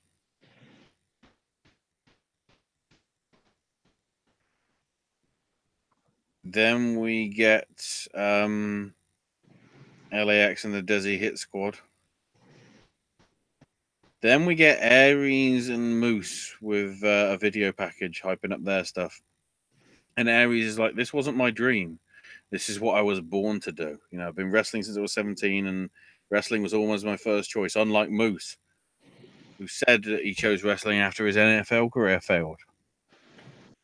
And they had Aries back when he was, Austin's star. Back in the early days of Impact. And also, there was a nice little dig at Vince, because Aries goes, after I beat you, Moose, I know what your new dream is going to be. Hope the XFL needs a new offensive lineman. And I'm like, God damn it, Aries. Next week, D'Angelo Williams will be showing up, who's apparently been training Moose, despite the fact D'Angelo Williams has no wrestling experience at all.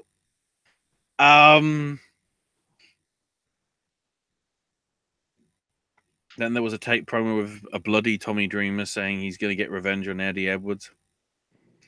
Katrina beat Rebel with a backbreaker onto her knee. That happened. It was pretty short. Brian Cage beat Congo Kong in an impressive feats of like doing power stuff like somersault. Well, there was some power stuff, but also some crazy flippy stuff. There was somersault planches with Callis going. I've seen Kenny Omega do that, but he ain't 265 pounds. He even hit a 619 on Congo Kong. Delivered a belly to back suplex, delivered a superplex, and also pinned Com with an F5. So, he's a big guy. And then we end with LAX, with Conan coming out and says, I suspect who put a hit on me at the pay-per-view. King betrayed me after I helped you get your first $100,000. And LAX and King came out and said, yes, I'll admit it, I was behind the attack because LAX needed a new leader. Conan basically said that Eddie Kingston was a walking, talking glory hole.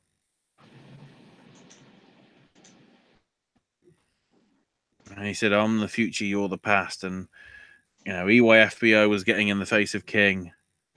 And then from behind, Homicide and Hernandez beat the shit out of him. Chokes out Conan with a Mexican flag like it was Justin Roberts with the fucking tie. So it looks as if LAX is feuding with LAX. It's the Midnight Express feud all over again. Conan and EYFBO take on the fuckers with attitude. The FWA.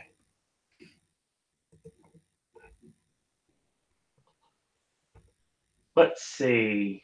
El Jefe says Impact should do slightly bigger venues for pay-per-views. If they can fill them. Yeah, it's harder to fill nowadays. They need to go to the right places. They're not. Cage wins the X Division title and then cashes in option C. All the options. Let's see. What else we have? Surprise Militia Santos is not an Impact. Probably because of Lucha Underground contract. I'm guessing. That prevents her from doing stuff outside of the cross promotion, Lucha Underground or AAA shows that they do with Impact over the course of the year and whatever. El Jefe likes Christian Cage's old Impact theme. Mm-hmm. I agree with him on that. Callahan feuding with Edwards is driving him crazy is like Ciampa turning Gargano. Mm-hmm. Segway. NXT. Just to briefly go over it, Dakota Kai beat Santana Garrett in a pretty good match. Then we had Gargano and EC3 enter the building ahead of their match later on. Heavy Machinery working out in the weights room. With Dozovic checking on their steaks cooking on the grill, only to come back and find that Tucker Knight was clutching his ankle and was attacked by mystery assailants. Then Shayna came in for a promo saying that she was the reason that they're having another Mae Young tournament and they had to scour the entire globe just to find a challenger for her.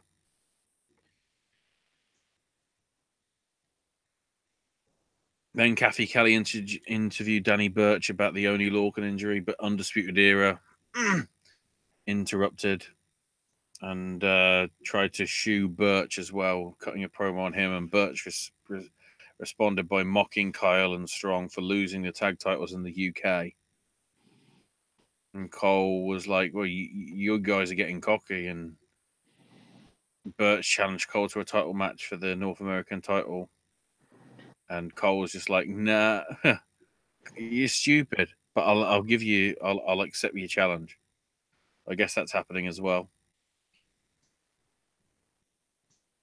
They also officially announced Aleister Black versus Ciampa for SummerSlam.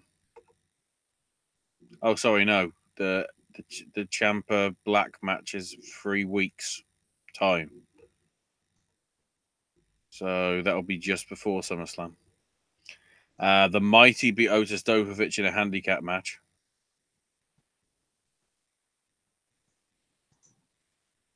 Then Bianca Belair on her honeymoon managed to cut a promo saying that she's still undefeated and she'll get back to the celebrating her honeymoon.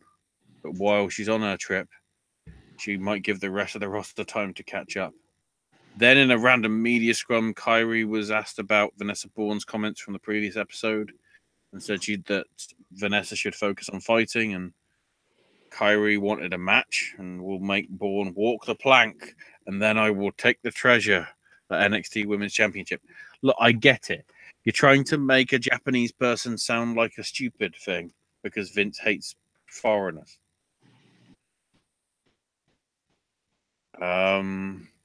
So yeah, by the looks of it, next week we're getting Cole and Burch and Kairi Sane against Vanessa Bourne, among other things, coming. Then Velveteen Dream beat Chris Dijak in a pretty short but still good match that put both of them over pretty well. But EC3 then came out and they sort of stared each other down because of what happened. And then Mustache Mountain were informed that Undisputed Era is exercising the rematch clause next week. And both Undisputed Era and Mustache Mountain cut promos on each other. And then Gargano beat EC3 in a very good finish. Gargano basically used the move that Ciampa beat him with, the draping DDT through the ropes, except this time not onto bare boards. So yeah, next week, Burch versus Cole, Kyrie versus Vanessa Bourne, and Mustache Mountain versus Undisputed Era. That's already a pretty solid show coming up on Wednesday. All the juiciness. Oh, and in terms of the Rise show that happened this past weekend, the Rise / Impact show, cross promotion.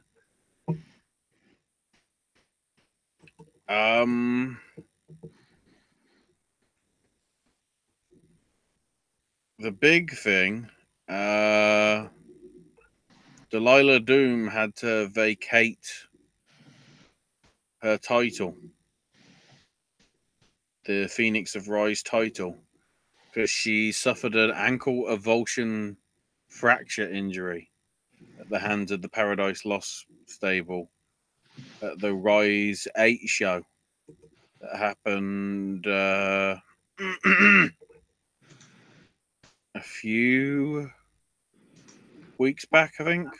Yeah, Rise 8 Outback was June 29th, so actually a couple of weekends back now.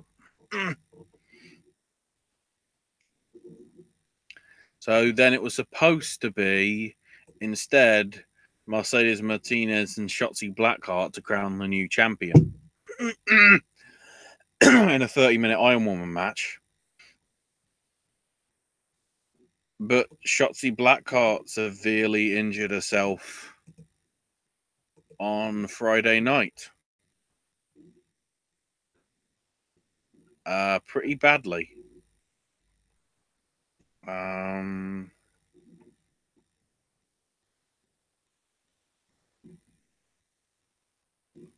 trying to see. Oh, it was, by the looks of it, was the Hood Slam show. The Hood Slam show where she was wrestling, she got injured in. So that's probably on Twitch for you that you can watch. Not in a good way, because obviously, she's hurt and whatever.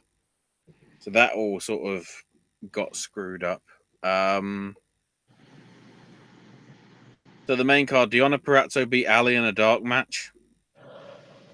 So that's clearly that was the final match before she heads off to the E.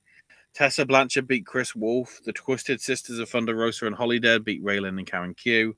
Madison Rain beat Kikyo. Kimberly beat Shazza McKenzie. Sue Young beat Soraya Knight in a Falls Count Anywhere match to retain the Knockouts title, despite the fact Soraya Knight hung her from a balcony. And Soraya Knight did like a 15-foot jump as well off the balcony onto Young and people on the floor. The Guardians of Rise Championships, aka the tag belts, were won by Raven Ash and Dust with Rosemary in their corner, beating Fire and Nice of Chelsea Green and Bitbreaker, the Blue Nation of Jessica Roy and Charlie Evans, and Kylie Ray and Miranda Elise to become those the champs. And then, so they were trying, Mercedes Martinez basically wanted to be crowned the new champion, because obviously her opponent, Shotzi Blackheart, wasn't there. Except out came Tessa Blanchard and said, I've signed a contract. I'm in this match. Let's have it. And by 2 falls to 1, by the way, those tag champs apparently were the inaugural champs as well. So Tessa Blanchard beat Mercedes Martinez. So Tessa Blanchard is the new Phoenix of Rise champion. And by the sounds of it, the guy in charge of Rise is definitely doing the shows in October now. So those that were cancelled, I guess, are no longer cancelled. And he's hoping that some things will change, but at least for the short term, he's willing to work the shows at somewhat of a loss, because people are very passionate about their women's wrestling now that they sort of know that they have no choice in the issue. Hyro asking about a stream for Extreme Rules. Yeah, probably. Places. What do you mean? Are we going to be doing? I don't know whether we're doing it live or whether we're doing it afterwards. I will say Monday is tentatively. Well, Monday's probably not going to be a show anyway because I have plans. So yeah. But we can do it, if that's the case, Sunday might be a bit easier to do something with it then. Perhaps. And then reacting to Raw and SmackDown maybe Tuesday or Wednesday or whatever. We'll see. The triple threat at Takeover with Black, Ciampa, and Gargano says El Jefe. Possible. Likely. Is Adam Cole not scheduled to defend the championship at Takeover? Possibly. Let's see. Pretty sure Sammy's going to lose his hair. Yeah. Can't wait to have Mahabali share in NXT. Oh, dear God, no.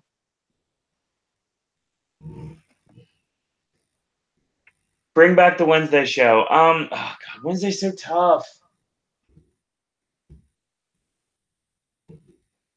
I mean, this is Wednesday's the Wednesday such a tough day to do. Just getting it earlier / later. Yeah. Sorry. We're trying. We really are. It's hard. We have things. Things affect things. That's all I'm saying.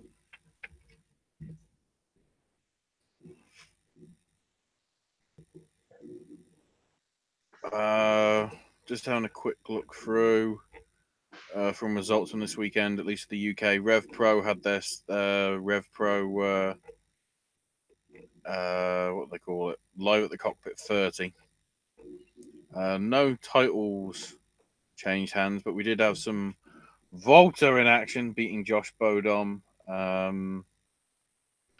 Jamie Hayter retained the British Women's Championship against Veda Scott. Obviously, none of the big champs were in action because, they were in Japan doing Japan stuff. El Phantasmo beat Naoki Tanizaki, though, in the main event. The international flavor there. And then OTT over in Ireland. That ring really tied the room together. The big thing is Trent Seven and Session Moff Martina beat TK Cooper and Ginny in the first match.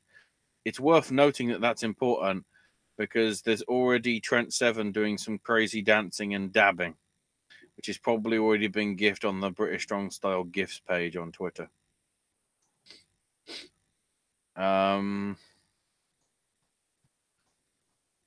Volta beat Sean Guinness as well. Jordan Devlin retained the OTT World title against Mark Haskins, but then got challenged by Volta afterwards for WrestleRama 2.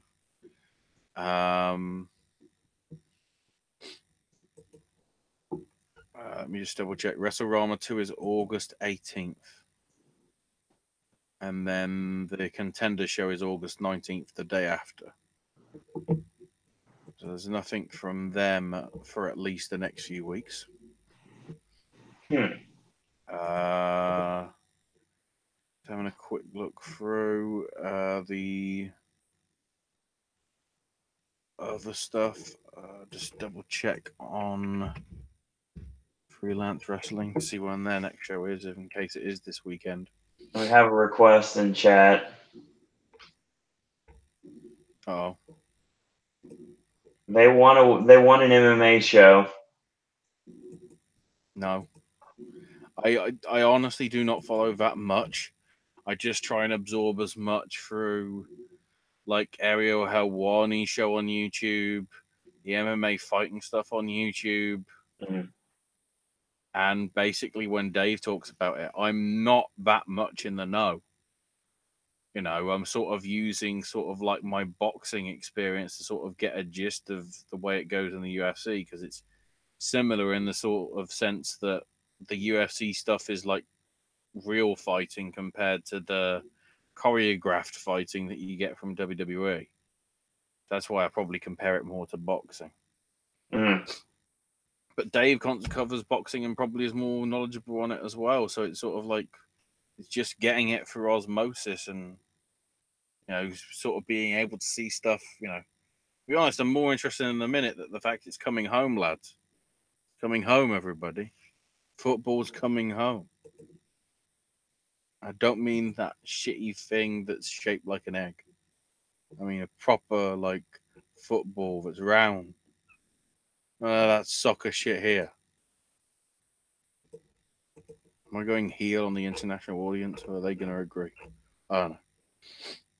Do I care? Probably not. This weekend, we got some CWF Mid-Atlantic stuff. IPW UK is going to be having a Wednesday show next week. MLW has its next set of TV tapings this Thursday. Pro Wrestling E's got a show on Saturday.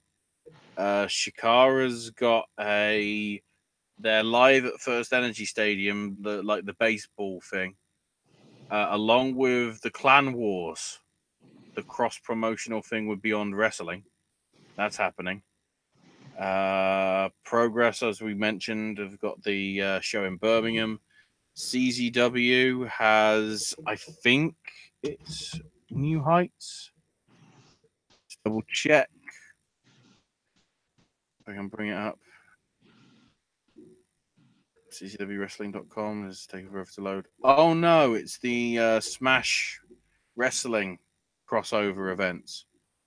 London, Ontario on Saturday, and then Toronto on Sunday. New Heights is at the end of the month on the 28th.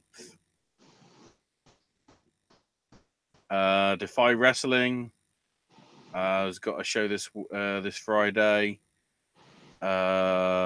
Destiny Wrestling, I believe, has some sort of thing happening up in Canada. I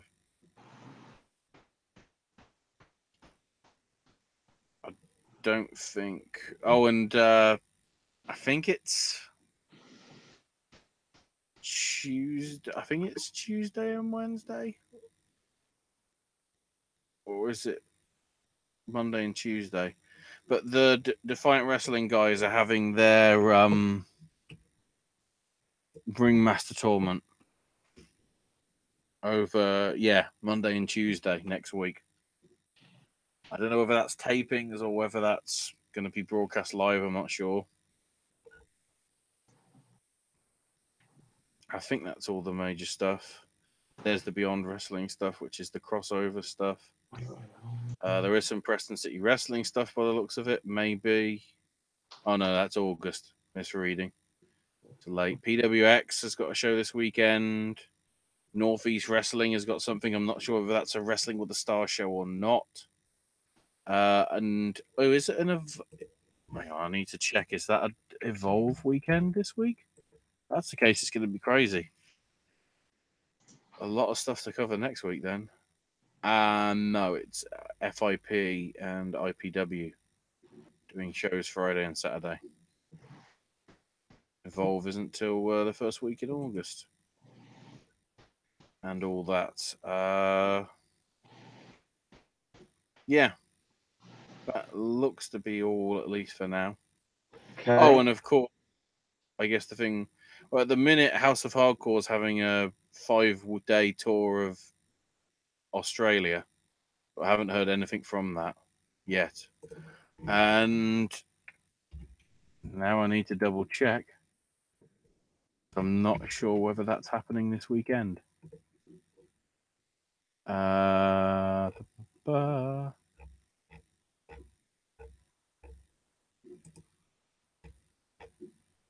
It's listed on here, but I don't know whether I'm reading it properly.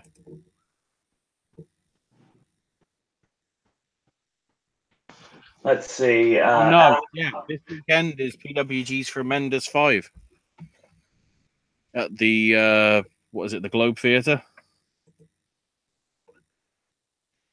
Yeah, Globe Theatre, Friday the 13th. So that's happening as well. Christ. And of course, the start of the G1 in Japan this Saturday and Sunday. Let me just have a quick look in terms of at least the first starting bits of it. Yeah, I know I've got to be a survivor. I know that's a tagline. So yeah, Saturday in Tokyo, as well as Sunday, Monday in Hokkaido. Then they're off until Thursday, July the 19th, through to Saturday, July the 21st at Kurikan Hall for 3 state days. And they're also doing another show in Tokyo at the Est Forte Arena Hachioji on July the 22nd. But, we're probably doing a show next week before all that anyway. But, just to fill you in, the first 6 days at least of the G1 are coming between this Saturday the 14th and the following Saturday the 21st. So yeah, six shows over 8 days. Pretty ridiculous. All right. Adam Cole and Volter has happened. Yeah, from what I heard, it was good. One Triple S. Any update on GGG and Canelo? I think it's supposed to be happening. I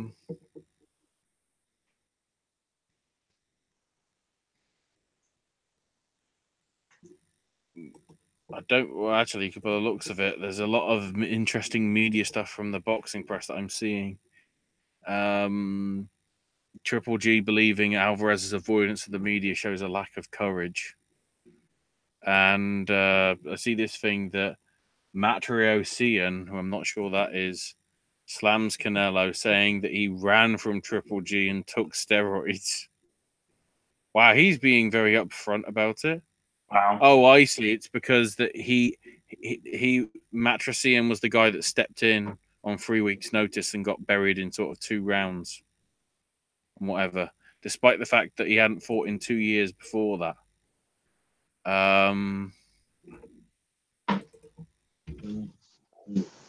I know he was at the UFC show and they were sort of talking with him and whatever. But I don't know what's next for him in terms of what's coming up. At least soon for him.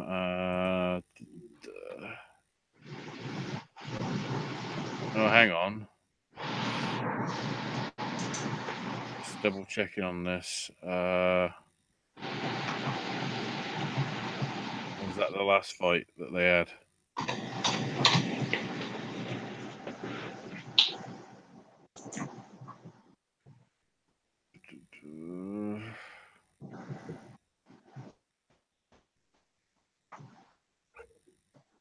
Oh no, okay. So according to Golovkin on April 27th, a fight with Alvarez is still a priority.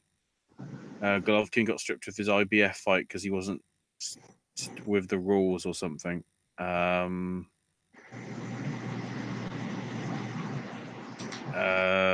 have been agreed to and the fight will be taking place September 15th in Vegas. I don't know when that is from.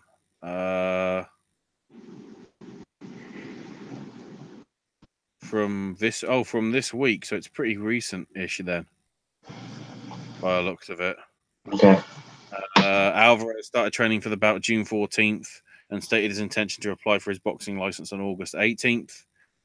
But it has been confirmed that both boxers will not physically come face-to-face with each other until fight week. And they did have a split-screen press conference apparently last week. I guess that's why that I didn't hear much about it, because they didn't sort of pay much attention to it, because obviously, we're still waiting for the fight to sort of come through as actually being something because of all the cock up with the last one. Rapid fire. Mm-hmm.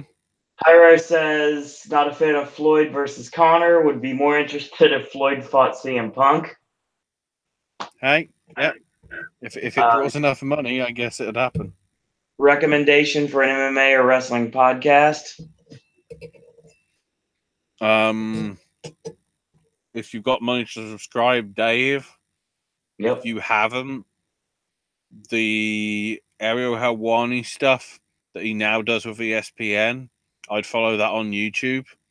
Same with the MMA fighting on SBN YouTube channel. There's a lot of content there from a lot of good guys. I'd say those are both places that I'd recommend you checking out. Also, there's a pretty decent one with a UK perspective done by the BBC, which I think is called the BBC MMA podcast, which goes out. I'd recommend some of them.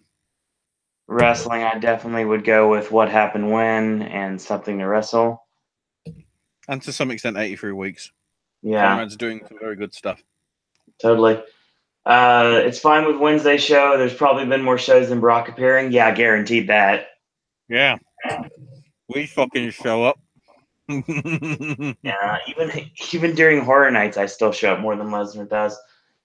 And is Tuesday wrestling hard to do because it's easier to cover Raw and SmackDown? Yeah, but sometimes it's not easy to do a Tuesday show, too. It's another thing that just comes up sometimes.